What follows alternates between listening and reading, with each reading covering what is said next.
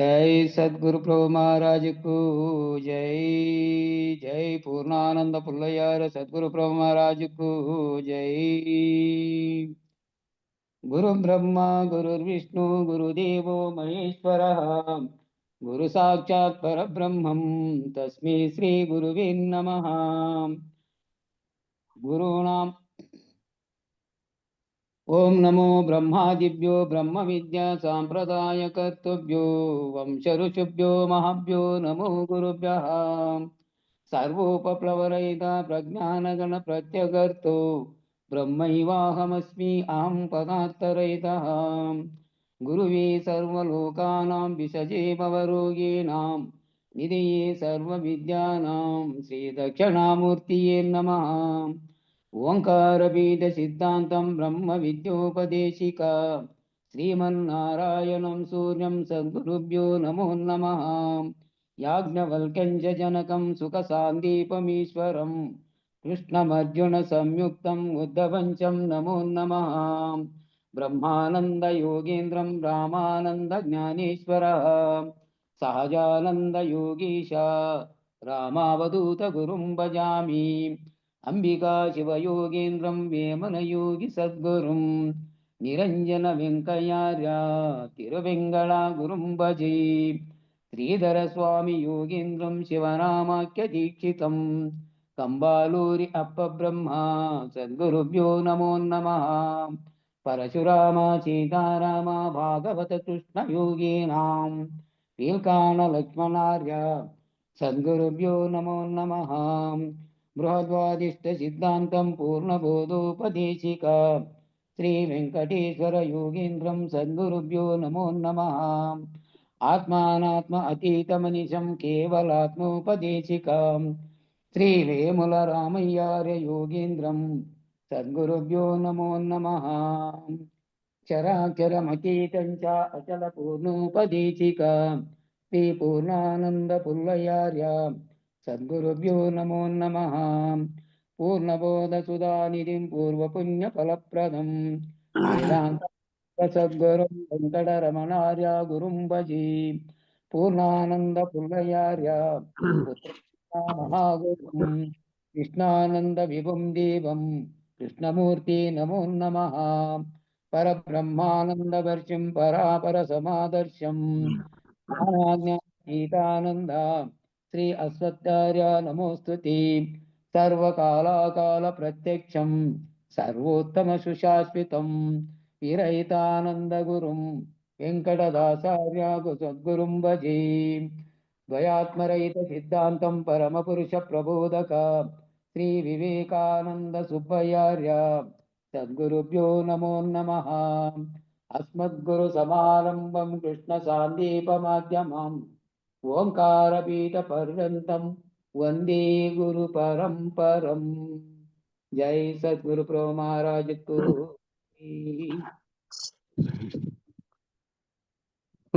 పరమ గురుని పౌరులు వాగ్మేని మౌని అని పలుకుతారు. ఈ రెంటి గుట్టునంత తత్వాతీతులు తెలిసినారు.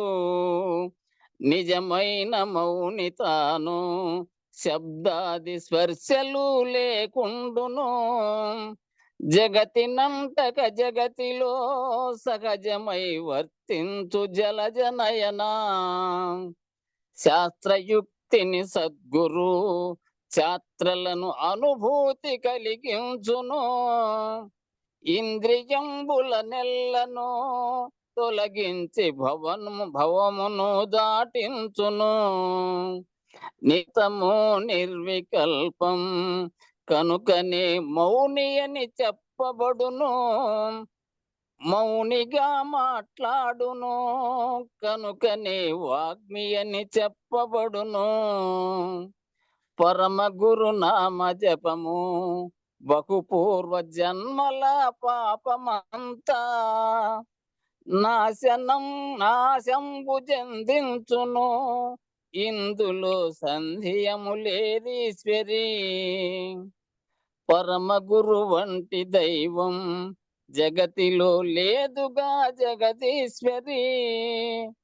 గురు ధ్యానమునకు సాటి లోకమందెక్కడ లేదీశ్వరి.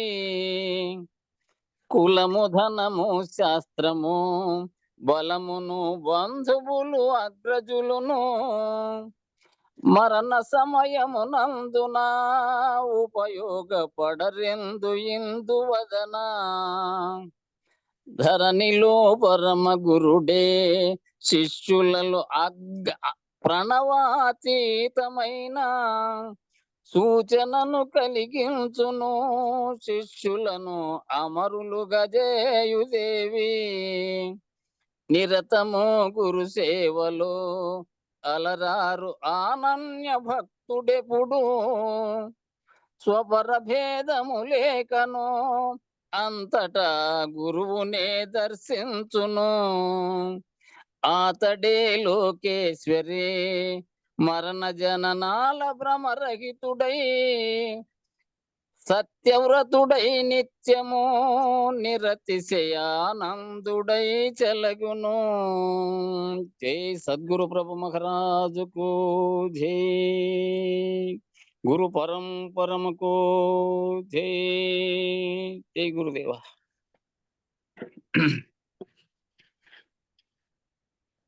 జై గురుదేవ. స్వామి ఇప్పుడు ఎన్నో పద్యానికి ఎండ్ చేసింది మీరు? దివాకర్ స్వామి.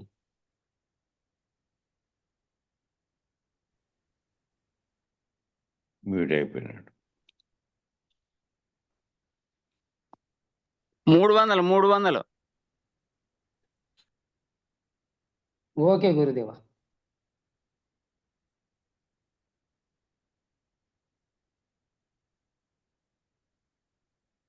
కాబట్టి ప్రార్థన చేసేవాళ్ళు ఎవరైతే ఉన్నారో ఆ ప్రార్థన చేసేటువంటి స్థితి ప్రభావం చేత వినేటువంటి వాళ్ళందరూ కూడా ఆ దివ్యశక్తి యందు, ఆ దివ్య చైతన్యం ముందు లయత్వానుభూతిని, పరవశత్వాన్ని, తమను తాము మరిచినటువంటి స్థితిని సాధించాలి. అలా వినేటువంటి వారిని, చేసేవారిని ఒక ఉత్తమమైనటువంటి దివ్యత్వ స్థితి యందు, దివ్యత్వానుభూతి యందు నిలబెట్టుకోగలిగేటువంటి సమర్థత ప్రార్థనకు ఉంది. కాబట్టి ప్రతి ఒక్కరు ప్రార్థన చేసేటప్పుడు ఈ మౌలికమైనటువంటి సూచనల్ని, మౌలికమైనటువంటి స్థితిని నిలబెట్టుకునే ప్రయత్నం చేయాలి. ప్రతి ఒక్క పదాన్ని చక్కగా స్వేచ్ఛగా పలకాలి. నాభి స్థానం నుంచి బ్రహ్మరంధ్ర స్థానం వరకు ప్రాణం స్వేచ్ఛగా కదులుతూ ఉండాలి. అంత సమర్థవంతంగా స్వాధీనపరుచుకున్నటువంటి వాళ్ళు అయినప్పుడు మాత్రమే ప్రార్థన మీ ద్వారా ప్రవహిస్తుంది. ఏ రకమైనటువంటి ఆటంకములు లేకుండా ప్రవహిస్తుంది. ఇలాంటి చైతన్య స్రవంతికి వాహకంగా సాధకుడు ఉండాలి. చూడండి, మరి ఇక్కడ చెబుతున్నారు, ప్రార్థనలో ఏ రకమైనటువంటి ఆటంకములు లేకుండా అది ప్రవహించాలి.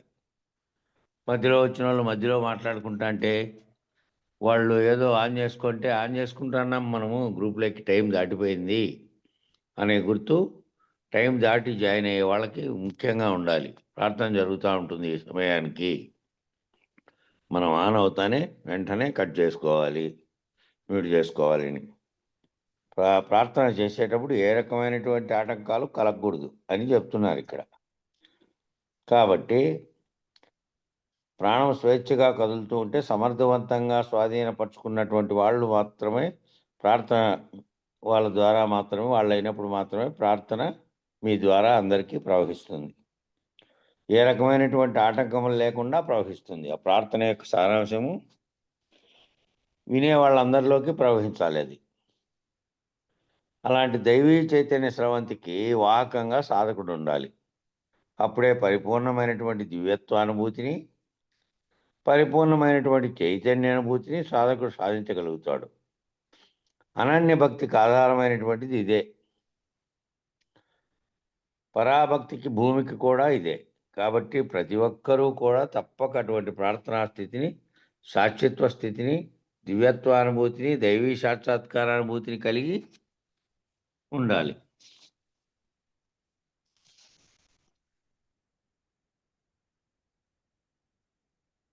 స్వామి పేజ్ నెంబర్ చెప్తారా స్వామి కొంచెం? 244.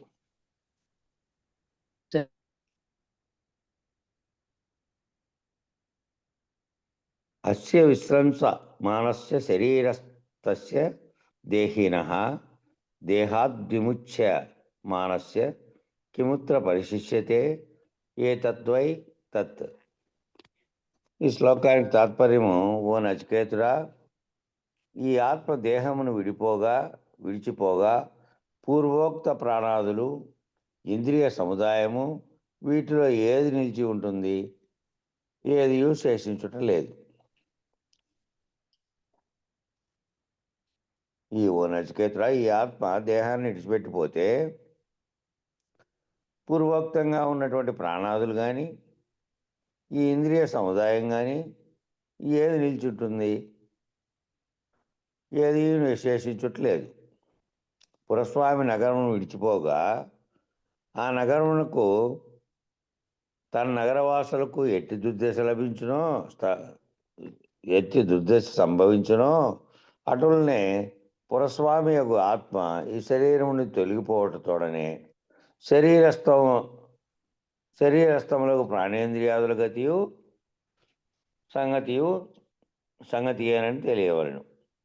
శరీరంలో ఏ ప్రకాశం చేత అన్నీ పనిచేస్తున్నాయో, దేని ప్రకాశంతో ఇవి శరీరంలో ఉన్నటువంటి అన్ని అంతరంగ చతుష్టయంతో సహా వాటి ప్రేరణతో మిగిలినటువంటి దేహేంద్రియాదులన్నీ, దాంట్లో ఉన్నటువంటి అన్ని రకాల ఇంద్రియాలు పనిచేస్తున్నాయో అవన్నీ ఆ శరీరం నుంచి, శరీరం అనేది పురము అని చెప్పారు కదా, ఆ పురంలో ఉండేవాడు పురుషుడు అయినటువంటి ఆత్మ.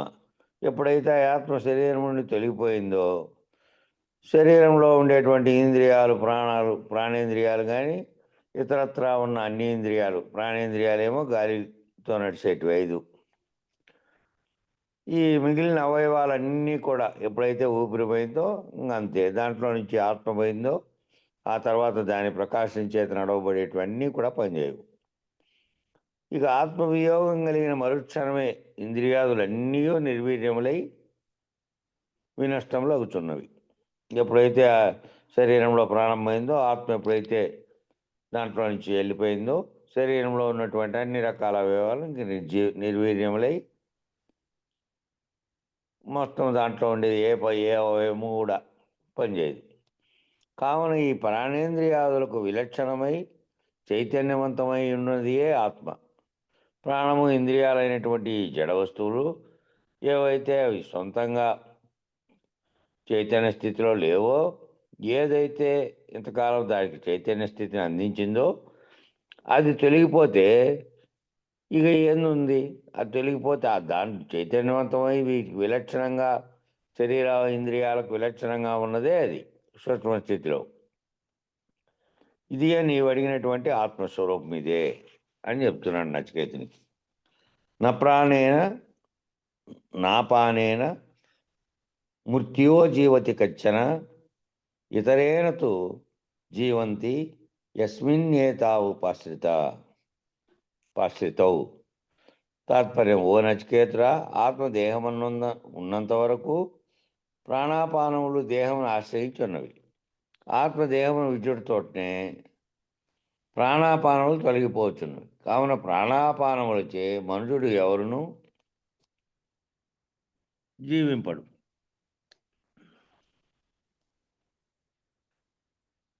ప్రాణేంద్రియ సంఘాతమునకు భిన్నమై తదాధారభూతమైనటువంటి ఆత్మచేతనే మనుషుడు జీవించున్నాడని తెలియదు. కాబట్టి ఓ నచికేతుడు, ఆత్మ దేహమున్నంతవరకే ప్రాణాపానములు దేహమును ఆశ్రయించి ఉన్నవి. ప్రాణవాయువులు, ఆ వాయువులకు అనుసరించి శరీరంలో ఇతర వ్యవస్థలు పనిచేసేటివన్నీ దేహమును ఆశ్రయించి ఉన్నాయి. ఆత్మ ఉన్నంతసేపే ఉన్నాయి. ఆత్మదేహమును విచ్చుడుతోనే ఈ ప్రాణాపానములను తొలగిపోతున్నవి. ప్రాణవాయువులు ఏవైతే తిరుగుతున్నాయో అవి లేవు.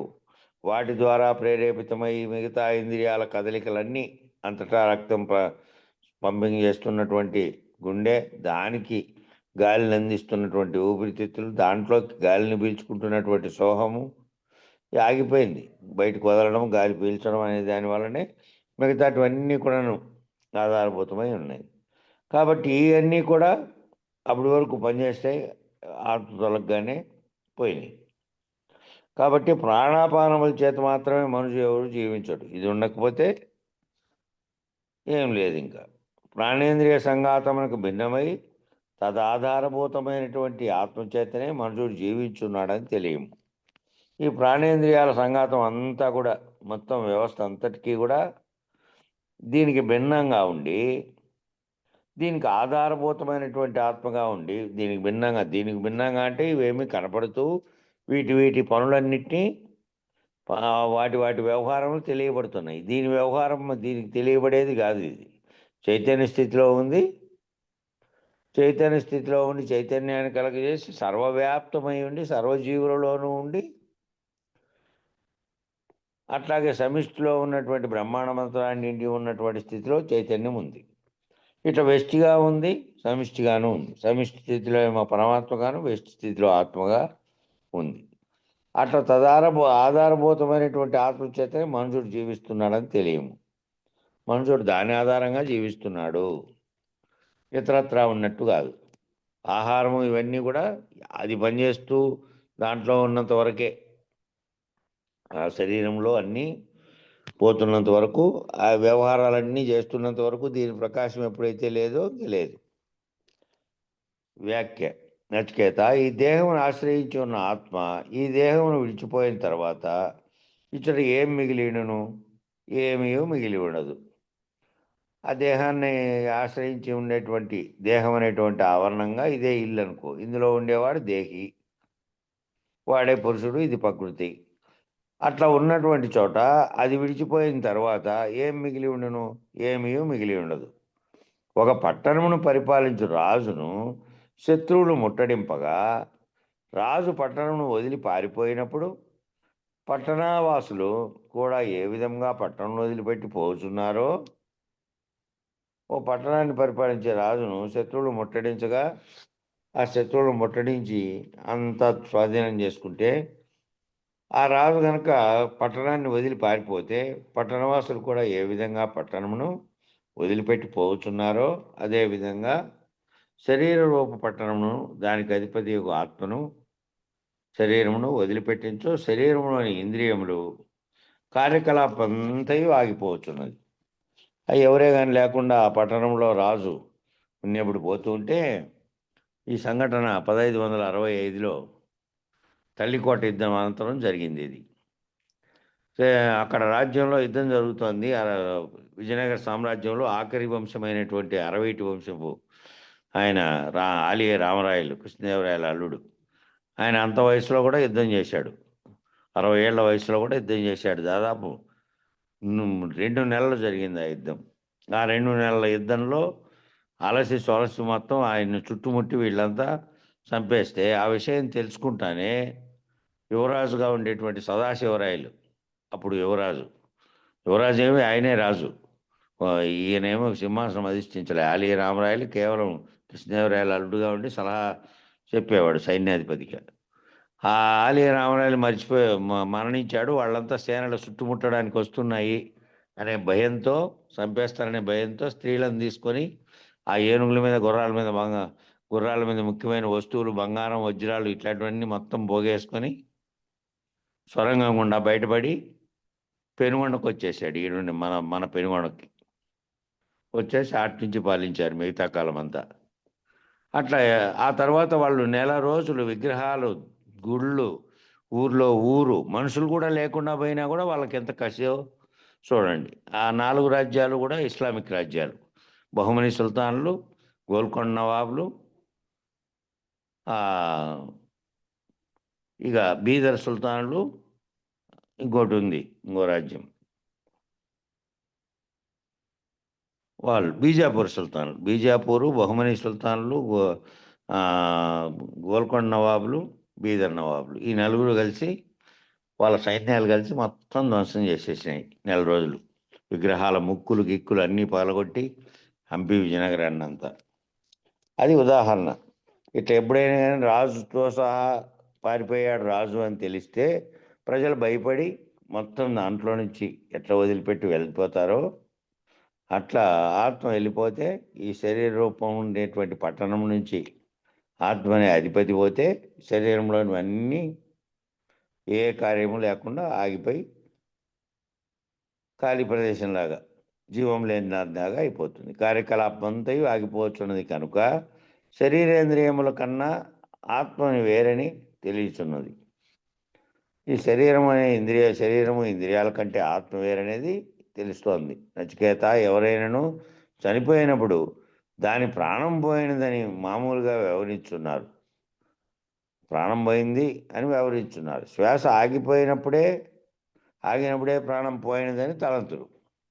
శ్వాస ఎప్పుడైతే ఆగిపోయిందో అప్పుడు ప్రాణం పోయిందని తలంతురు. కనుక జీవించి ఉన్నట్టుకు ప్రాణవాయువు ఒక్కటే కారణం కానీ ఆత్మతో పని ఏమని తలంపవచ్చును.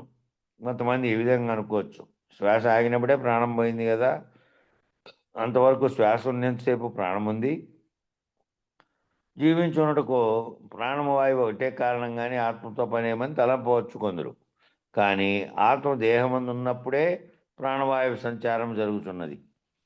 ఆత్మ ప్రకాశం లేకుండా దేహమందు ఉండకపోతే ప్రాణవాయు సంచారం కూడా జరగదు. నేను ఉదాహరణ చెప్పిన కరెంట్ ఉండాలని, కరెంట్ లేకుండా అవన్నీ ఉంటే కరెంట్ ఉండి వాటన్నింటిని పని చేపిస్తుంటే పని చేస్తూ ఉంటుంది. ఆ కరెంటే పోయిన తర్వాత ఇవన్నీ ఉండి స్విచ్లు కూడా ఆన్ చేసి పెట్టినా కూడా ఇవన్నీ పనిచేయవు. గురువే మాట్లాడిపోయారు. అవి నేను ఇప్పుడు వాయువు పోయిన తక్షణము శరీరం ఆగిపోయిందని, ఆత్మ వెళ్ళిపోయిందని తెలుస్తాం కదా. ఇప్పుడు వచ్చిన టెక్నాలజీలో మొన్న ఒక సైంటిస్టరు తక్షణమే ఒక 5 నిమిషాలు కూడా అయితేను మళ్ళా వాని నోటిని తెరిచి గాలిని బలంగా ఊపిరితే మళ్ళా స్టార్ట్ అవుతుంది అంటారు కదా. అది టెక్నాలజీ అంటే అది సర్వచైతన్యం. శరీరం అన్ని రకాలుగా బాగుండి సడన్గా ఏదైనా షాక్ వల్ల, లేదంటే ఏదైనా సడన్గా జరిగినటువంటి పరిణామం వల్ల, హార్ట్ అటాక్ వల్ల జరిగింది అనుకో, ఇతర వ్యవస్థలన్నీ ఏవి క్షీణించున్న స్థితిలో, బాగుండే స్థితిలో ఆ బలవంతంగా ఊపిరిని కనుక మళ్ళీ గట్టిగా ఊదితే ఆ ఊదబడినప్పుడు ఏమవుతుంది, మళ్ళా చలనం కలుగుతుంది. గుండెలో చలనం కలుగుతానే మళ్ళీ అన్ని వైపులకి రక్త ప్రసారము, అన్ని వైపులకి వాయువు ప్రసారము జరుగుతుంది. జరిగిన వెంటనే మిగతా వ్యవస్థలని కదలికలు మొదలవుతాయి. మళ్ళీ కానీ అది ఒక అర్ధగంట గడిచింది అనుకో, అట్లా బాగా యవనవంతులైన వానికి ఏదైనా వచ్చి అట్లా కాసేపు గడిచింది అనుకో, మళ్ళీ ఏం చేయలేరు. ఎందుకంటే మిగతా వ్యవస్థల్లోని రక్తంతో సహా గడ్డగట్టేది ప్రారంభిస్తుంది కాసేపు పోతే. కాబట్టి అది వెంటనే తాత్కాలికంగా అప్పటికప్పుడు చేసే పని. అది అప్పటికప్పుడు ఈ అన్ని వ్యవస్థలు బాగున్న వానికి వృద్ధాప్యం వచ్చి శరీరం క్షీణించి ఈ రకమైనటువంటి మరణం జరిగింది అనుకో, అప్పుడు నువ్వు ఊపిరి ఎంతసేపు అయినా గాలి కొట్టు, మళ్ళీ దానికి మళ్ళీ అది ఎట్టి పరిస్థితుల్లోనూ మళ్ళీ గుండె ఆడడం కానీ ప్రాణవాయువు పీల్చుకోవడం కానీ జరగదు. ఇదే తత్వంలో చెప్తాడు ఆయన వద్యనానంద తాత. ఆడుచుండిన గాలి పోతే అణిగిపోవును తనువురా. వద్యనానంద తాత. ఇంద్రియాలన్నీ కరెక్ట్ గా పనిచేస్తే మాత్రం వర్క్ అవుతుంది, లేదంటే లేదు.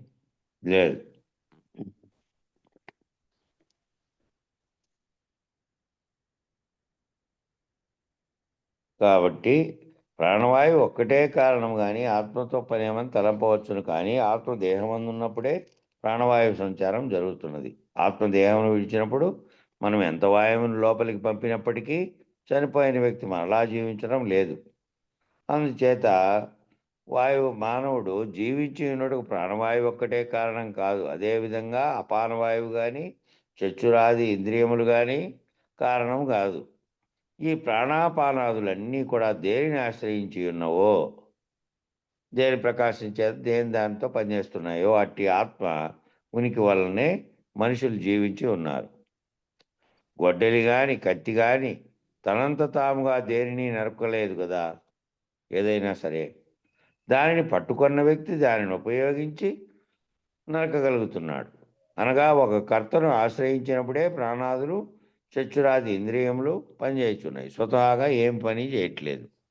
ఇక ఈ చేయాలనే పనిని సంకల్పించినటువంటిది ఉంది కదా, సంకల్పించినటువంటి ప్రకాశం కలిగినటువంటి దానికి చైతన్యం కలిగించి నువ్వు ఈ పని చేయమనేది ఒకటి ఉంది కాబట్టి అది చేయకుండా అదంతకదే వస్తువు చేతిలో ఉండే వస్తువు ఏమీ అనదు.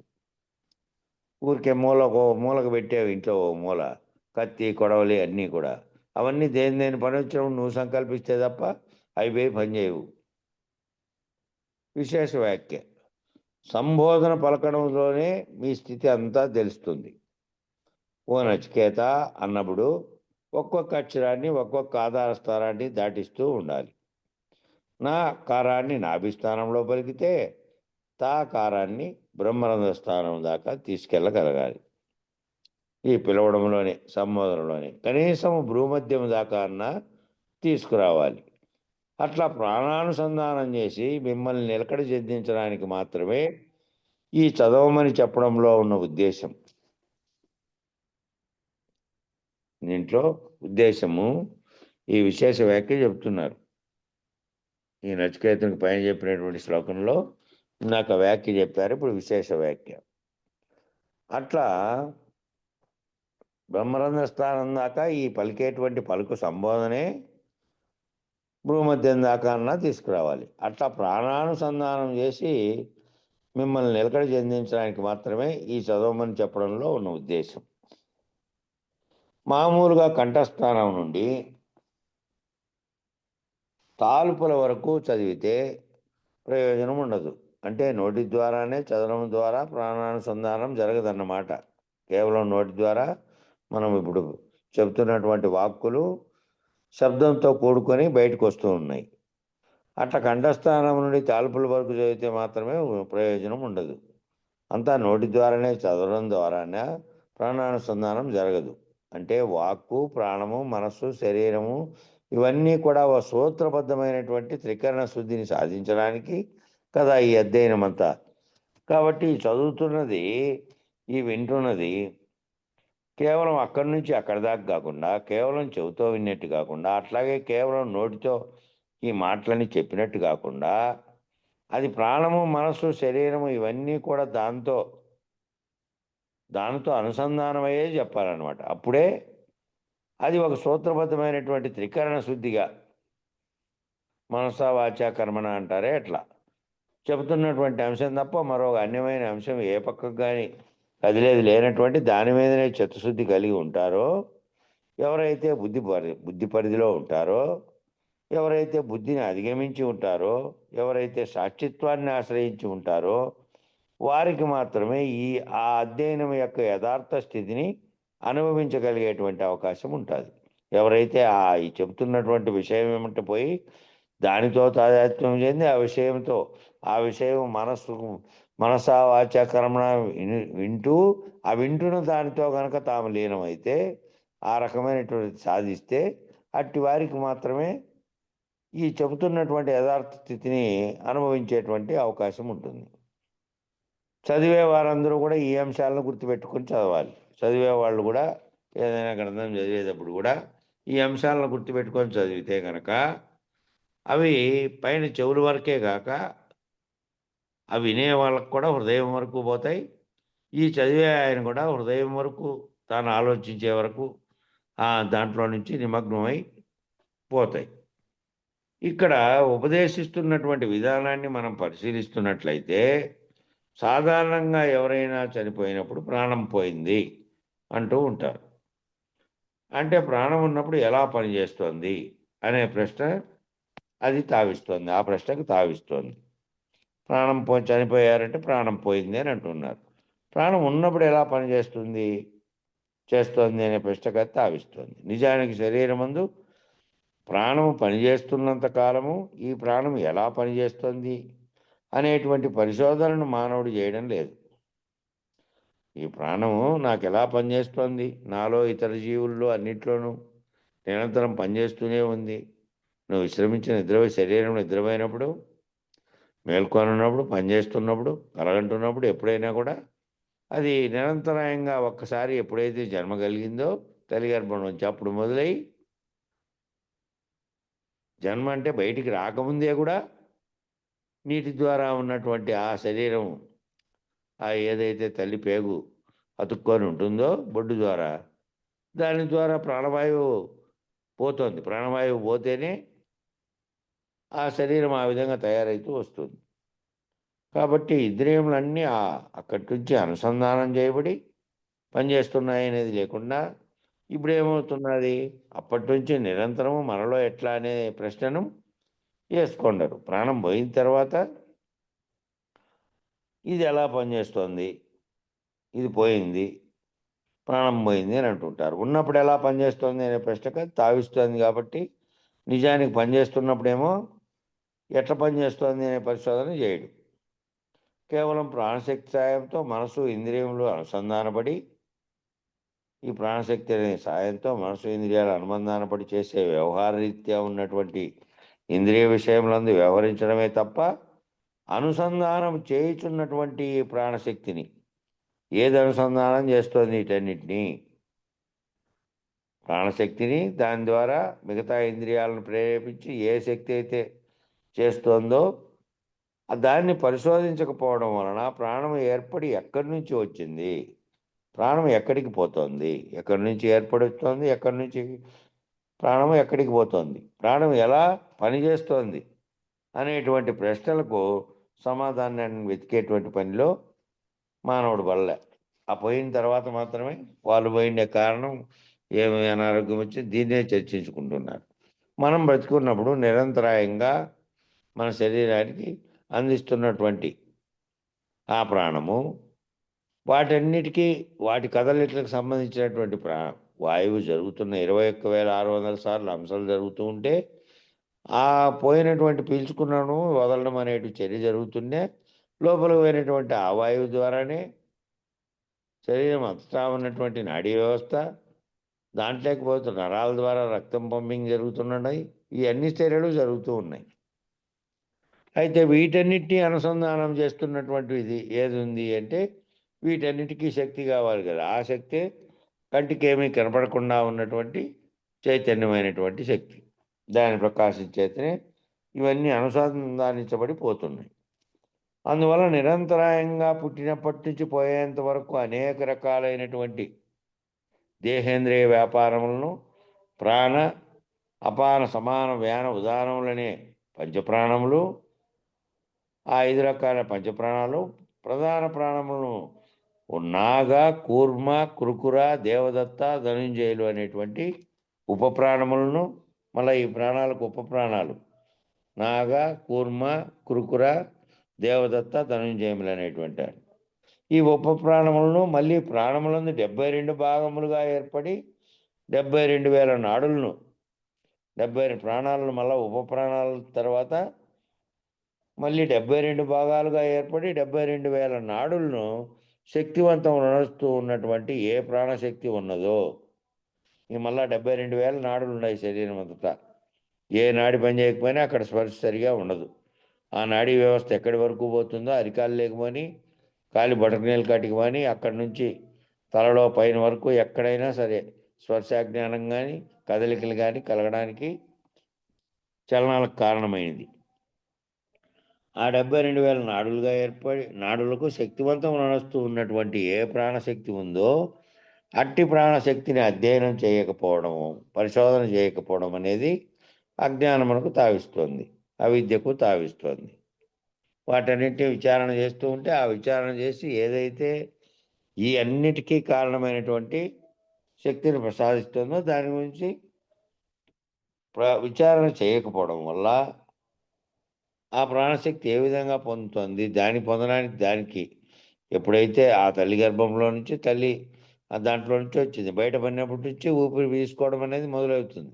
ఆ క్షణం నుంచే అంతవరకు ఉన్నటువంటి దాంతో తీసుకుంటుంది బొడ్డుతాడుతో. ఒకసారి తీసుకోకుండా నిర్జీవంగా ఉన్నటువంటి దాంట్లో కూడా ఆ మాయ మీద అంతా తట్టి మళ్ళీ వాయువు అందులోకి పోయి చలనం కలిగేటట్టు చేసి ఆ తర్వాత కత్తిరిస్తారు. చలనం లేకుండా కూడా పుట్టినప్పుడు ఒక ఆ విధమైనటువంటి ఇదంతా కూడాను గాలి అప్పుడు ఏర్పడినది మళ్ళీ నిరంతరం మళ్ళీ ఎప్పటి వరకు శరీరంలో ప్రాణం అయ్యే వరకు అది పనిచేస్తూనే ఉంది. ఆ గాలి పనిచేస్తుంటేనే ఆ నాడులన్నీ ఆ శరీరంలోని అన్ని సర్వావయాలు పనిచేస్తూ ఉన్నాయి. ఇదంతా విచారణ చేయకపోవడం వల్ల దానివల్ల అజ్ఞానము అవిద్యకు తావిస్తోంది. అజ్ఞానం చేత, అవిద్య చేత దానికి కారణమైంది కానీ ఏది కానీ విచారించకపోవడం వల్ల చేస్తుంది. వైద్యులందరూ కూడా శరీరము, ప్రాణము, మనస్సు ఇంతవరకే పరిశీలన చేయగలుగుతున్నారు. దీని అవతల పరిశీలించలేకపోతున్నారు. ఈ వైద్యులు కూడా ఏం చేస్తున్నారు? దీని వరకే పరిశీలిస్తున్నారు. శరీరం ఉంది, ఆ శరీరానికి ఉండేటువంటి పటుత్వాన్ని బట్టి, లేదా పటుత్వం లేకపోయిన స్థితిలో, వృద్ధాప్యం వచ్చే స్థితిలో ఆసుపత్రికి తీసుకెళ్లారు. ఆ శరీరం ఉండే స్థితిని, ఆ శరీరంలో ఉండేటువంటి మనస్సు, ప్రాణము అనే వాటిని ఆధారం చేసుకొని దానివల్లనే ఏదైనా కానీ పరిశీలిస్తున్నారు తప్ప, దానివల్లనే పరిశీలిస్తున్నారు. దానికి అవతల ఉన్నటువంటి దాన్ని పరిశీలించరు. దానికి అవతల ఉన్నటువంటి పరిశీలిస్తే కనుక చచ్చిపోయిన శవానికి పరీక్షలు చేయరు, దానికి ఫీజులు లాగరు. దానికి అవతల ఉండే దాన్ని పరిశీలించరు. ఏ కర్మము అనేది దాని యొక్క ఫలితంగా వస్తుంది, మళ్ళీ జన్మకు కారణమైన దాంట్లో చేరుతుంది ఇది అనే దాన్ని ఏమీ పరిశీలించరు. దాని అవతలది పరిశీలించరు. జన్మలకు, జన్మ కంటే ముందున్న దానికి, మళ్ళీ వచ్చేదానికి పరిశీలించరు. ఆ దేహం అప్పుడు తీసుకపోతే వానికి ఉండే పరిస్థితిని బట్టి ఎంత డబ్బులు లాగొచ్చు, దీనికి ఏం చేయొచ్చు అని ఆలోచిస్తున్నారు తప్ప పరిశోధనలన్నీ దాని అవతలకుండే దాన్ని మాత్రం పరిశీలించరు. శరీరం ఉంది, దాంట్లో ఫలాంది చెడిపోయింది, ఆ ఫలాంది చెడిపోయినందువల్ల ఫలానా అవయవాలు, ఫలాని భాగాలన్నీ పనిచేయట్లేదు, కాబట్టి ఆపరేషన్ చేస్తే ఫలానా భాగాన్ని సరిచేస్తే అవి పనిచేస్తాయి. ఎంతన్నా సరిచేయని మళ్ళీ ఈ సర్వ వ్యవస్థలు క్షీణించే స్థితి వస్తుంది. అప్పటికి తాత్కాలికంగా ఏ అవయవం పనిచేయలేదో, ఏ బాధతో ఆసుపత్రికి పోయినావో వాటి వరకే చేయొచ్చు డాక్టర్లు. కానీ ఆఖరుగా ఉండేటువంటిది ఏ డాక్టర్ కూడా ఆ స్థితి దాటిపోయిన తర్వాత దాన్ని చేయడానికి వీలుండదు. అట్లా అవతల స్థితిలో ఉన్నటువంటి దాన్ని ఏ డాక్టర్లు కూడా పరిశోధన చేయట్లేదు. అన్ని యువతలనే ప్రాణం వచ్చిన తర్వాత ప్రాణశక్తితో ఉన్నటువంటి శరీరాన్ని తీసుకెళ్తే ఆ శరీరానికి ఏమైందో పరీక్షలు చేస్తాను తప్ప దానికంటే ముందు స్థితిని చేసే స్థితిలో లేరు. దీని అవతల పరిశీలించలేకపోతున్నారు. ఇంకా కొద్దిగా పరిశీలించగలిగినటువంటి మేధావులు బుద్ధి పరిధిని, మేధోశక్తిని కూడా విచారణ చేయుచున్నారు.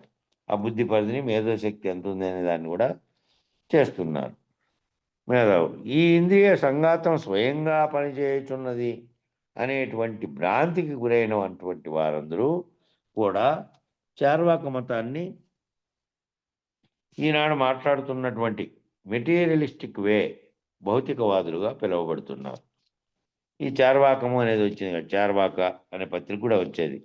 ఆ పత్రిక కూడా కొన్నాళ్ళు నేను తీసుకోండి. ఆ చార్వాక పత్రికలో ఈ మెటీరియలిస్టిక్ అంటే సైన్స్తో ఆధారమైనటువంటి భౌతికంగా ఉండేటువంటి ప్రపంచం వల్ల ఒక చర్య వల్ల ఇంకో చర్య జరుగుతోంది, ఈ చర్యలన్నిటికీ ఈ భౌతిక ప్రపంచమే కారణము అనేటువంటి వాళ్ళు అంతకు అవతల ఉన్నటువంటి శక్తిని పరిశీలించేదిలే. ఇంద్రియ సంఘాతం స్వయంగా పనిచేస్తోంది అనేటువంటి భ్రాంతికి గురైనటువంటి వారంతా ఈ చార్వాక మతాన్ని, అట్లాగే ఈరోజు మాట్లాడుతున్నటువంటి మెటీరియలిస్టిక్ వే ఇప్పుడు మాట్లాడుతున్నారే, ఇప్పుడు కొంతమంది నాస్తికవాదులుగా ఉన్నటువంటి వాళ్ళు ఏమంటున్నారు? భౌతికవాదులుగా పిలువబడుతున్నారు. భౌతికవాదులు అంటే ఈ భౌతికమైనటువంటి శరీరమే యంత్రంలాగా, యంత్రశక్తిలాగా దీనికి ఇదే పుట్టినప్పుడు తయారు చేసుకొని పనిచేస్తోంది, దాని యొక్క పని చేయలేకుండా పోయినప్పుడు పోతోంది. ఈ రకమైనటువంటి భౌతికంగా మెటీరియలిస్టిక్ వే అంటే భౌతికవాదులుగా పిలువబడుతున్నారు వీరందరూ కూడా తలంచే విధానం ఏమిటంటే, ఇంద్రియములు ఇష్టాపూర్తములు, అవి ఎన్ని ఇష్టం వచ్చినట్టు అవి ఇంద్రియాలు అవే ప్రవర్తిస్తాయి. స్వయం సిద్ధములు, అవన్నీ స్వయం సిద్ధంగా ఉన్నాయి. ఈ వాదన వీళ్ళది, భౌతికవాదులది.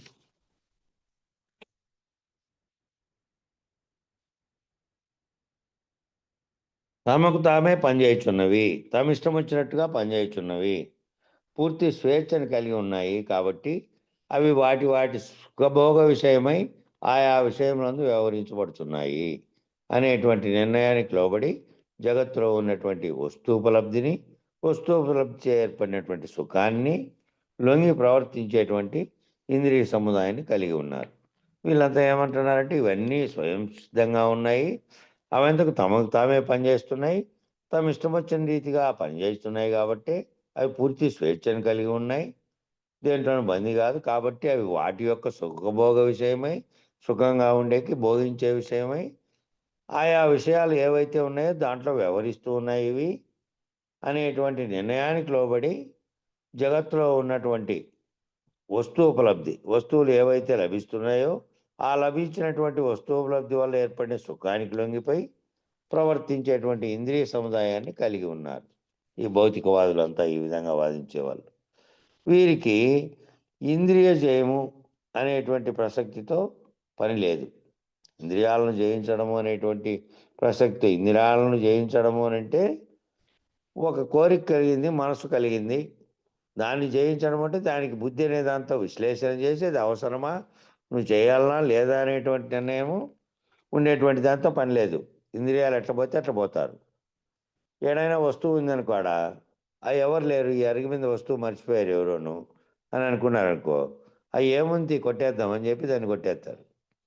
ఎందుకంటే దాని మీద నియంత్రణ ఏమీ లేదు, దాన్ని నియంత్రించుకోవాలి అనే ఆలోచన లేదు. ఇంద్రియాలకు స్వేచ్ఛ ఉంది అనుకునే వాళ్ళు ఏం చేస్తారంటే ఇష్టం వచ్చిన పని అంతా చేస్తారు, ఏదైనా కూడా, దొంగతనమైనా ఇంకోటైనా. కాబట్టి వైరాగ్యం అనే దాంతో కూడా ప్రసక్తి లేదు వీళ్ళకు. వైరాగ్యం చెందాలి. ఇవన్నీ ఇప్పుడు దాకా ఈ శరీరం పుట్టినప్పటి నుంచి రకరకాలైనటువంటి మనస్సుపరమైనటువంటి అనుభవాలు పొందింది, సుఖదుఖాలు పొందింది, అనేక రకాల భావాలు వచ్చినాయి. దానికి అనుగుణంగా శరీరం అనేక రకాల పోకడలు పోయింది, అన్నీ పోయినాయి. ఇక ఎందుకు ఇవేని ఎన్ని రోజులైనా అదే కథ, అదే తతంగం ఏం చేసినాను. కాబట్టి దీని మీద వైరాగ్యం ఏం చేస్తాం, దీన్ని ఏం చేసుకుంటూ పోతాం. ఒకడు ఉన్నాడు, దాని సంపాదన లక్ష్యంగా పెట్టుకొని ఉన్నాడు, ఏం చేస్తావు? అదేమి దీనికి నిన్ను నిలబెట్టే పనికి రాదు కదా. ఏదో అన్నాడు, అది అట్లే ఉండి కోటలు నిలబెట్టుకోగలిగినా నీ శరీరం నశిస్తుంది, అట్లాగే నీ తర్వాత వచ్చినటువంటి నీ వారసుల శరీరాలు కూడా నశిస్తాయి, అన్నీ పోతాయి. తరతరాలుగా లక్షలాది సంవత్సరాలుగా జరుగుతున్నదంతా అదే. కానీ దాన్ని గమనించి వైరాగ్యం అనే దాంతో ఆలోచన చేస్తాడా? వైరాగ్యం అనే దాంతో ప్రసక్తే లేదు వీళ్ళకు.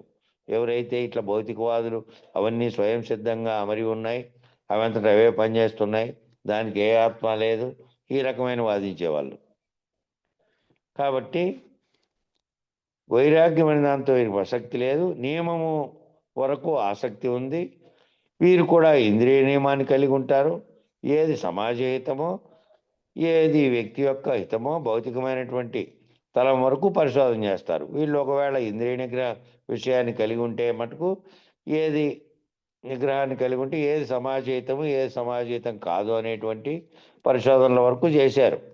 ఆయా భౌతిక తలం వరకు ఏర్పరచుకున్నటువంటి రాద్ధాంతం ఆధారం చేసుకొని ఆ సిద్ధాంతం వాటి వరకు తయారు చేసుకొని దానివల్ల ఆ పరిశోధనలు చేసుకొని దాని ఆధారంగానే ఖండన మండలను ఆశ్రయించి ఖండించడము, దాన్ని నిరూపించడము, భౌతికంగా నిరూపించండి అని చెప్పడం వరకు సవాల్ చేస్తూ ఉంటారు. అన్వయ వ్యతిరేకములను ఆశ్రయించి ఆ అన్వయ వ్యతిరేకాలను ఆశ్రయించి చర్చోపచర్చలు జరుపుతూ ఈ ప్రాణ వ్యవహారం అంతా, ఇంద్రియ వ్యవహారం అంతా సుసంపన్నమై మనస్సంయమనము ఏ రీతిగా ఉన్నదో ఈ ప్రాణ వ్యవహారము ఇదంతా కూడాను ఏ రకంగా మనస్సు అనే సంయమనం చెంది ఏ రీతిగా ఉన్నదో మనసుతో సంగమించి దాన్ని గ్రహించజాలక భౌతిక వస్తువుల మీదనే విచారణ అంతా వెళ్ళదు. మనసు అనేది ఒకటి ఉంది, ఆ మనసు అనేది ఏ విధంగా ఇంద్రియాలతో కూడి సంయమనం చెంది ఏ రకంగా ఉన్నదో, దాంట్లో కోరిక కలగకుండా ఇవన్నీ ఏ విధంగా లేవో, మనసు అనే దాంతో మనసు ఒక భయానక స్థితి పొందిందనుకో, ఒకప్పుడు ఉన్నట్టుండి ఏదో భయానక పరిస్థితి తనకు ఎదురైంది. ఆ భయానక పరిస్థితి ఎదురైనప్పుడు వాడు జిలేబీ పెట్టాడు అనుకో, దానిపై ఆ జిలేబీ తినేది దాని మీద ఉందా? భయానకమైనటువంటి ఆ సన్నివేశం నుంచి తాను ఎట్లా తప్పించుకోవాలనుకుంటాడా? తాను ఎట్లా తప్పించుకోవాలనే అనుకుంటాడు కదా. అక్కడ ఉండే జిలేబీ బాగుంటుందని పోతాడా? ఇంకోటి. కాబట్టి మనసు ముందు ఈ మనసు అనే దాంట్లో జరిగే రకరకాలైనటువంటి ప్రకంపనల వల్ల అది ప్రవర్తిస్తుంది తప్ప ఏ ఆటంకము లేదు, ఏ రకమైనది లేదు. మనసు ఆహ్లాదంగా ఉంది అనుకో, ఆహ్లాదంగా అంటే చింతలు లేవు. అప్పుడు ఏదో తినాలనే కోరిక కలిగింది, లేదా ఒక విషయాన్ని చూశాడు, దృశ్యం, దాన్ని చూడాలనే కోరిక కలిగింది. ఇవన్నీ కోరికలు కలుగుతాయనేది భౌతికంగా ఉన్నటువంటి శరీరానికే, లేకపోతే మనసుకా? ఈ రకమైనటువంటి చర్చను లేకుండా కేవలము భౌతికంగా నిరూపణల కోసం ఖననమన్ననలు చేసి చర్చోపచర్చ జరుపుతూ ప్రాణ వ్యవహారం, ఇంద్రియ వ్యవహారం అంతా కూడా ఏ రకంగా మనసుతో ఏ విధంగా సంయమించి ఉందో అది గ్రహింపజాలక, గ్రహించలేక ఆత్మ ఉండడి చేతనే ఇవన్నీ కర్తవ్యశీలములగుతున్నవి, క్రియాశీలములగుతున్నవి అని, కర్మానుబద్ధం అవుతున్నవని అనేటువంటి కర్మ సిద్ధాంతానికి అవకాశం ఇవ్వకుండా ఈ ఆత్మ అనేది కానీ దీని ప్రకాశం చేత మనసు, బుద్ధి, చిత్తం, అహంకారం అనేటువంటి అంతరంగ చతుష్టయము, దాని ప్రేరణ చేత సర్వ అవయవాలు కదులుతున్నాయి, చేస్తున్నాయి అనేటువంటిది అని, ఏ పని నువ్వు చేస్తే అది ఆ కర్మానుబద్ధంగా ఆ కర్మకు ఫలితం నువ్వే అనుభవించాలనేది కానీ ఆ సిద్ధాంతానికి కానీ అవకాశం ఇవ్వకుండా కేవలం భౌతికవాదులుగా, కేవలం పదార్థవాదులుగా, పదార్థమే నిజము, భౌతికంగా కనపడేదే నిజము, పదార్థమే నిజం అనేటువంటి పదార్థ విజ్ఞానమే సత్యమని నమ్మేటువంటి బ్రహ్మాజన్యమైనటువంటి జ్ఞానమునకు లోనైనటువంటి వారుగా వ్యవహరిస్తూ ఉన్నారు. పదార్థ విజ్ఞానం అనేది మానవుడు కనిపెట్టబడుతున్నదే కానీ కనిపెట్టబడుతున్న దానికి కారణమైనది అంతకుముందు ఉన్నటువంటిది, ఆలోచన చేయంగా వెలువడినటువంటి కొత్త స్థితే. అంతకుముందు లేదు. ఆలోచన చేయంగా దీనికి మార్గం ఏమిటని ఆలోచన చేసిన తర్వాత కొత్తగా ఇది మార్గం చేస్తే మేలు. ఈ కింద నుంచి పైకి మెట్టెక్కి ఇట్లా పోకుండా ఉంటే, ఊరికే పైన నుంచి ఒకటి లాగితే లిఫ్ట్ అనేది పెడితే సరిపోతుంది అనేది చేశాడు అనుకో. అట్లాగా పైన నుంచి గుండు దొరుకుతుంది, రౌండ్గా ఉండేది దొరుకుతుంది అనేది చూసి బండి తయారు చేశాడు, యంత్రం తయారు చేశాడు, వస్తువు తయారు చేశాడు, పరిశ్రమలు, ఈ అన్ని ఆలోచనలు అన్నీ అనుకోండి ఏవైనా కానీ ఎక్కడి నుంచి వచ్చినాయి ఇవన్నీ? మనిషి మెదడులోంచి వచ్చినాయా? కాదా?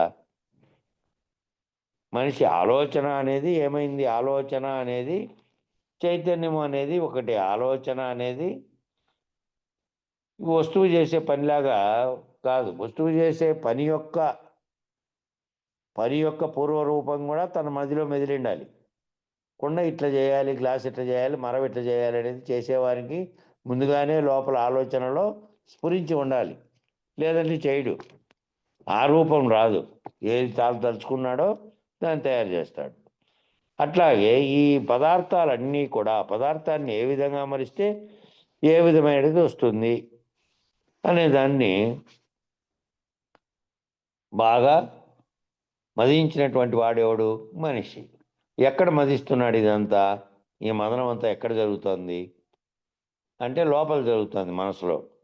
దాన్ని గుర్తించకుండా కేవలం భౌతికవాదులుగా, పదార్థవాదులుగా, పదార్థమే నిజమైనటువంటి నమ్మకంతో, భౌతికమే నిజమైనటువంటి నమ్మకంతో బ్రహ్మాజన్యమైనటువంటి జ్ఞానానికి లోనైనటువంటి వారుగా వ్యవహరిస్తూ ఉన్నారు.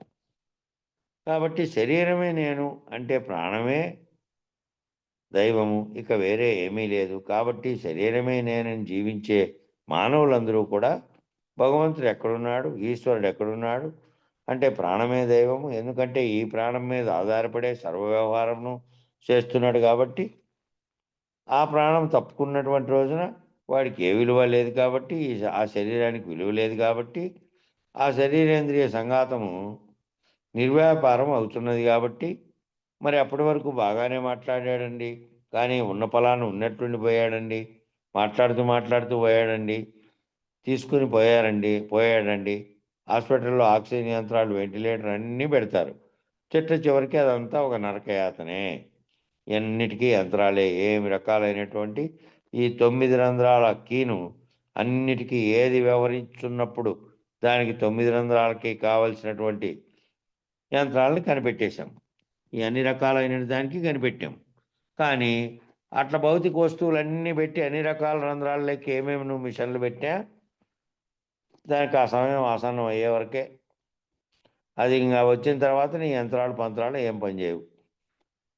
ఇక ప్రతి రంధ్రానికి ఒక యంత్రం తగిలిస్తారు. తగిలిచ్చి ఏం లాభం? లోపలికి ఆహారం పంపడానికి ఒక యంత్రం, గాలిని పంపడానికి యంత్రం, బయటికి ఆహారం రావడానికి యంత్రం, బయటికి నీళ్లు రావడానికి ఒక యంత్రం. అట్లా దేనికి దానికి దీనికి అని లేదు, అన్నిటికీ యంత్రాలే. మరి వాళ్ళకి యంత్రాలు, చేతులకి యంత్రాలు, గుండెకి యంత్రాలు, కాళ్ళకి గుండెకు అన్నిటికీ, ఊపిరితిత్తులకు అట్లా అన్నిటికీ యంత్రాలతో నడిపించే ప్రయత్నం చేస్తారు. ఇది చిట్ట దశ. అన్ని యంత్రాలతో పనిచేస్తే సరే, పనిచేశారు 10 రోజులు. వీళ్ళ సంతృప్తికి ఆహా పనిచేస్తున్నాయి, గుండె పనిచేస్తున్నాయి, రక్తం పనిచేస్తుంది, మన కళ్ళ చూస్తున్నాడు, మాట్లాడుతున్నాడు అని అనిపించుకున్నాడు అనుకో. అన్ని ఆహారము అన్నీ ద్రవ రూపంలో పోయినాయి. దాంతో కలిగిన శక్తితో నానాళ్ళు అట్లా అన్నాడు. మళ్ళీ ఆ తర్వాత ఆ యంత్రాలు తీసేస్తానే యథావిధి యథాప్రకారం ఏవైతే ఉందో, ఏది ఉంటే పని చేయగలుగుతుందో అది లేకుండా పోతుంటే ఇంకంతే. ఆ చివరి దిశలో ఎన్ని యంత్రాలు పెట్టినా, ఎన్ని తంత్రాలు చేసినా, ఏం చేసినా నిలబడదు అది. మరి ఎంత ప్రయత్నం చేసి, ఎంత యాంత్రిక సామర్థ్యం కలిగి ఉన్నప్పటికీ, ఎన్ని వందల టన్నుల ఆక్సిజన్ మన దగ్గర ఉన్నప్పటికీ, ఎంత బలవత్తరంగా యంత్రాల సాయంతో అన్నిటినీ దేహంలోకి పంపే ప్రయత్నం చేసినప్పటికీ ప్రాణం పోతూనే ఉంది కదా. ప్రాణం అట్టే నిలబడిందే. ఎన్నాళ్ళన్నా పెట్టింది అట్లే పెట్టిండే అంతే. ఏమి రకాలుగా చేసినా అంతే. 10 ఏళ్ళు 15 ఏళ్ళు పెట్టినోళ్ళు ఉన్నారు అట్లాగే. 8 ఏళ్ల పాటు ఎన్టీ రామారావు కుమారుడు సాయికృష్ణ బెంగళూరుకి వెళ్తుంటే యాక్సిడెంట్ జరిగింది. తీసుకొచ్చినారు. తీసుకొస్తే అల్లుడే కామినేని హాస్పిటల్ అధిపతి, ఆయన అల్లుడే ఎన్టీ రామారావు మనవరాలనే ఇచ్చారు వాళ్ళకి, కామినేని సూర్యనారాయణ గారి కొడుక్కి. వాళ్ళ ఆసుపత్రిలో పెట్టారు.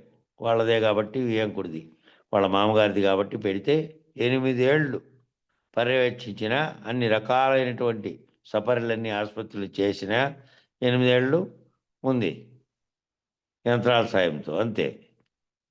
అప్పుడు పోయిండే కోమా, పోయేటప్పుడు పోయిండే కోమానే. ఆ కోమా 8 ఏళ్ళు ప్రాణం ఏమో ఉంది, కానీ 8 ఏళ్ళు కోమాలోంచి బయటికి రాలే. అంతే. ఎన్ని ఏండ్లు పెట్టినా, ఎంత సొంత ఇదైనా, సొంత ఆసుపత్రి అయినా, ఇంకోటైనా, సర్వసంపదలు ఉన్నా ఏం చేసేది? ఏం చేయగలుగుతుంది అది? ఆ యంత్రాలన్నీ ఏం చేయగలుగుతాయి? ఎంతసేపు చేయగలుగుతాయి?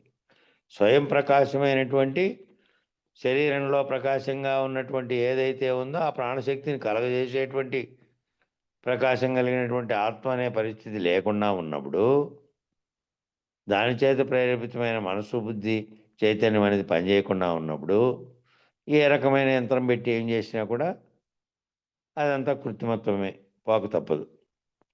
కాబట్టి ఎంత ప్రయత్నం చేసి, ఎంత యాంత్రిక సామర్థ్యం కలిగి ఉన్నప్పటికీ, ఎన్ని వందల టన్నుల ఆక్సిజన్ ఉన్నప్పటికీ, ఎంత బలవంతరంగా యంత్రముల సాయంతో అన్నిటినీ దేహంలోకి పంపే ప్రయత్నం చేసినప్పటికీ ప్రాణం పోతూనే ఉంది.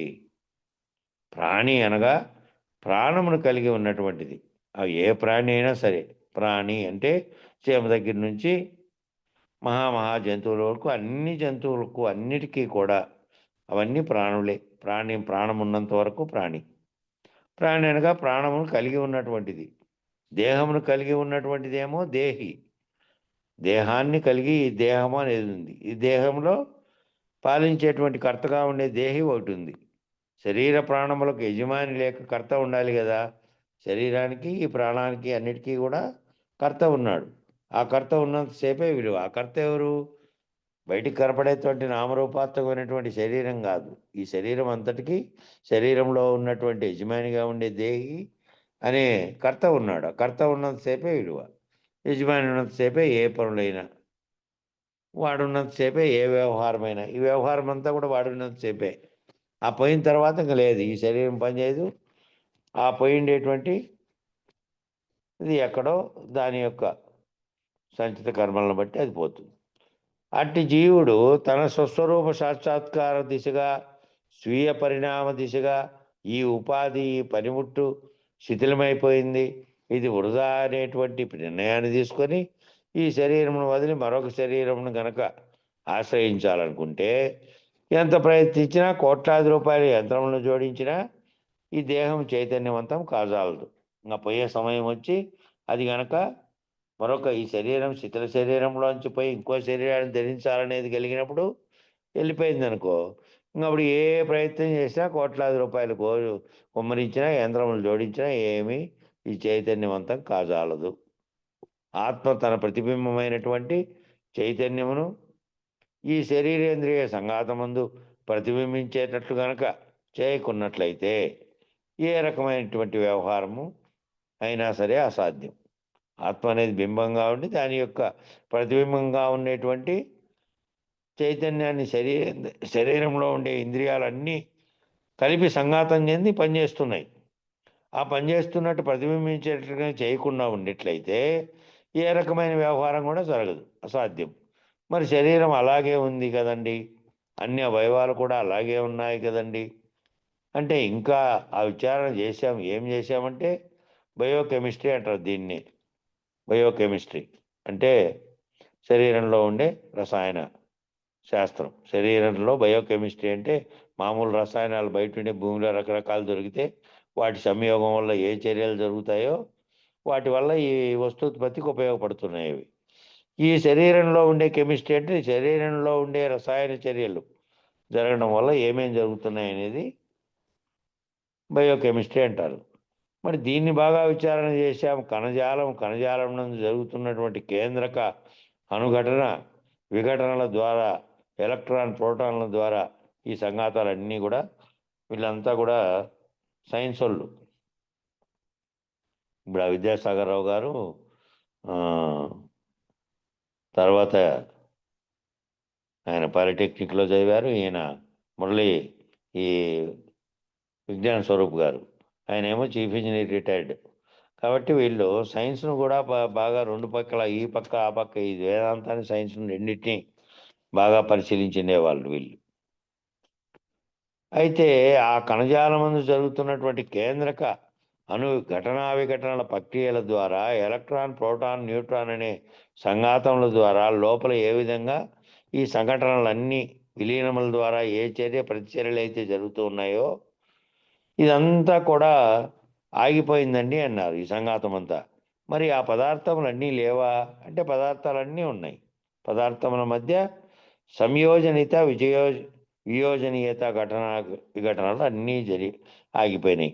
మరి అనువుగా ఉన్నటువంటి కణాలు ఆ కణజాలంలో జరుగుతున్నటువంటి చర్యలు దాటి వల్ల సంఘాతం జరుగుతుంది. ఆ కణజాలం అంతా ఇప్పుడు దాకా లోపల పదార్థం అంతా ఉందా లేదా, దానికి సహకరించిన పదార్థం ఉంది, అంతా కూడా పదార్థం అంతా ఉంది. కానీ ఆ పదార్థం ద్వారా ఏదైతే సంఘాతం జరుగుతుందో అదంతా ఆగిపోయింది. ఆ సంఘటనల ద్వారా సంఘాతముల ద్వారా సంఘటనల విలీనముల ద్వారా ఏ చర్య అయితే జరుగుతుందో దానికి ప్రతిచర్య ఏమైతే శరీరంలో జరుగుతుందో అదంతా కూడా ఆగిపోయిందండి అన్నారు. అదంతా అప్పటిదాకా పనిచేసి ఆగిపోయిందండి అన్నారు. మరి ఆ పదార్థాలన్నీ లేవా అంటే ఉన్నాయి. పదార్థముల మధ్య సంయోజనీయత వియోజనీయత ఘటనా విఘటన చర్యలు ఆగిపోయినాయి. ఏం జరగలేదంటే ఒక పదార్థం ఇంకో పదార్థంతో కలిసి సంయోజనీయం చెంది ఘటన కానీ విఘటన కానీ జరగడానికి కారణమైనది జరగకుండా ఆగిపోయింది. మరి ఆ పదార్థములను లేవట్టి ఉన్నాయి. ఉన్నా కూడా అవి పనిచేస్తే ఘటన విఘటన రెండు జరుగుతాయి. అవి పని చేయకపోవడం వల్ల ఘటన లేదు విఘటన లేదు. ఆర్ఎన్ఏ డిఎన్ఏ జీన్ ఎన్ని పేర్లైనా చెప్పుకోండి, ఈ ఆర్ఎన్ఏ అనేది డిఎన్ఏ అనేటివి కణజాలం అంతర్భాగంలో ఉండి వారి యొక్క జీన్స్ ఏంది అని దాని యొక్క చేసేది పరిశోధన చేసి మామూలుగా దానిలన్నింటినీ కూడా జన్యుశాస్త్రము అంటారు. జన్యుశాస్త్రం జెనెటిక్ ఇంజనీరింగ్ ఎన్ని పేర్లైనా చెప్పుకోండి. ఇవన్నీ కూడా ఏ చైతన్యం యొక్క స్పర్శ చేత వ్యవహారశీలమగుతున్నవో అట్టి చైతన్య స్పర్శ లేకుండా తప్పుకోగానే పోగానే మరొక ఆశ్రయాన్ని ఆశ్రయించగానే ఇవన్నీ చలనరహితములు అయిపోయినాయి. మరి అవన్నీ లేవా పదార్థాలు? ఇంతగా లోతుగా పరిశీలించినవి అన్నీ ఉన్నాయి, అప్పటి వరకు ఉన్నాయి. ఆ ప్రాణం పోయిన కొద్దిసేపు తర్వాత మళ్ళీ తీసి పరిశోధిస్తే ఆ పదార్థాలు అన్నీ ఉన్నాయి. వాటిలోని ఘటనా విఘటనలు జరగట్లే. అవి సంయోజనీయత చెందడం కానీ సంయోజనీయత చెందినందువలన జరుగుతున్నటువంటి కదలికలు కానీ లేవు ఏవి. ఆ సంఘటన జరగట్లే. ఆ వాయువు అనేది రక్తంలో ఉంది. అది హిమోగ్లోబిన్ రూపంలో ప్రవహించి మళ్ళీ గుండెకు ఇది చేసింది. దాంట్లో నుంచి అన్ని ప్రాంతాలకు పోతోంది. దాంట్లోనే మళ్ళీ వాయువును కూడా తీసుకెళ్తోంది. అదే రక్తంలో కలిసి మిశ్రితమైనటువంటి వాయువు పేరే ఆ హిమోగ్లోబిన్ అనేది.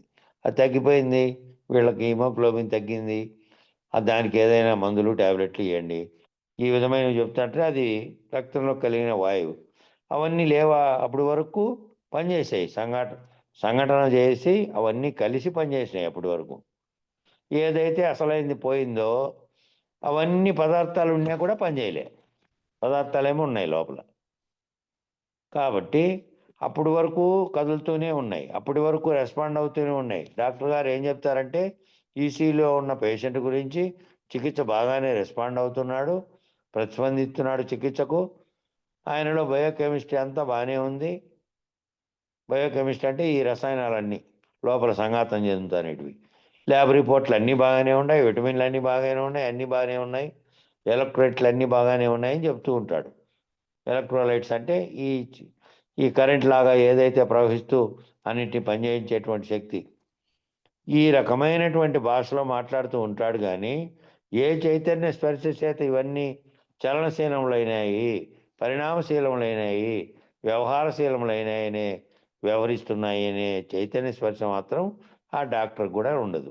ఆ డాక్టర్ భౌతికంగా మాత్రమే పరిశీలించి ఆ వస్తువు పదార్థం అనేటువంటి విజ్ఞానం చేత చెప్పగలుగుతున్నాడు తప్ప వాటన్నిటి యొక్క కలయం చేత, వాటి యొక్క సంయోజనం చేత కలుగుతున్నటువంటి చర్య ప్రతిచర్యలు, వాటికి అతీతంగా ఉన్నటువంటి ఏదైతే కారణమైందో దాన్ని మాత్రం కనుక్కోలేడు ఆయన.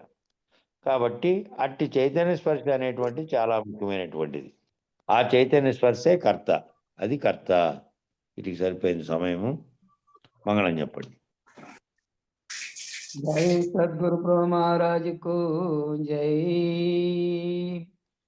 మంగళం మహానుభావ, మంగళం పరమా ప్రభు, మంగళం పరిపూర్ణ రూప, మంగళం గురుగణ విభో.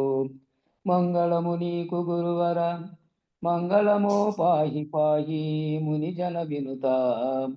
మంగళము సుజన రక్షక, మంగళము దేవదేవ మహనీయ గునుమి. మంగళహారతి మదినందు కొనుమి. మంగళమిస్తేమి మహదాంకరంబోను, బంగారమను హృదయ పళ్ళెరామున నుంచి. నింగి నేలకు నెలగుచుండిన నెరుకని కర్పూరమునుగొని, మంగళారతి మిస్తేమి కమి మానుకొందుము ఎరుక చేష్టలు మహనీయ గొనుమి. మంగళారతి మదినందు కొనుమి. మంగళం గురుదేవాయ మహనీయ గుణాత్మని, సర్వలోక శరణ్యాయ సాధురూపాయ మంగళం మంగళం మంగళం. జై శ్రీ సద్గురు ప్రభు మహారాజుకు జై. శ్రీ వెంకటాంబ సమేత శ్రీ పూర్ణానంద పుల్లయ్యార సద్గురు ప్రభు మహారాజుకు జై. జై లక్ష్మీ సమేత వేదాంతానంద వెంకట రమణార్య సద్గురు ప్రభు మహారాజుకు జై. జై శ్రీ కల్పమాంబ సమేత విష్ణానంద కృష్ణమూర్త్యార సద్గురు ప్రభు మహారాజుకు జై. శ్రీ అచ్చమాంబ సమేత జ్ఞానాజ్ఞానతీత అశ్వత్థార సద్గురు ప్రభు మహారాజుకు జై. జై శ్రీ లక్ష్మీ సమేత వీరైతానంద వెంకటదాసార సద్గురు ప్రభు మహారాజుకు జై. ఇందుగల గురు భక్త మండలీకు జై. గురు పరంపరముకు జై. జై. సర్వం సద్గురు చరణార విందార్పణమస్తు. సర్వే జనా సుఖినో భవంతు. ఓం శాంతి శాంతి శాంతి. జై సద్గురుదేవ. అందరికీ